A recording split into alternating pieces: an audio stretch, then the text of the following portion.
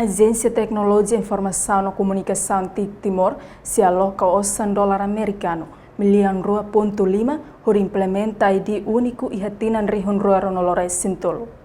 Informação né, ratou o diretor de desenvolvimento do sistema aplicação TIC-IP, Justo Fernandes. Quarta-feira, Lorontolo nulo fulang novembro tinang né, e a sala leitura sanana lesidere dele. Total orçamento batik, tinang fiscal rihun ruaro no Lores Sintolo, hamutuk $100 americano milhão né.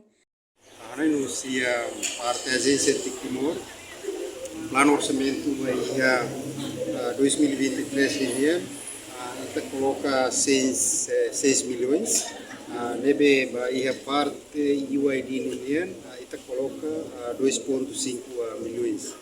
Nebe idane vai implementação UID ini ia tinanoin, tambah itahare importância do UID nerasi, nebe orçamento tidak 2,5 milhões idane vai operação ini.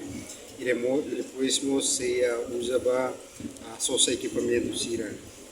Tuir plano, além de lança ID único, TIC-IP se lança construção infraestrutura ready e a região administrativa especial Oikusi Ambenu Raiwa.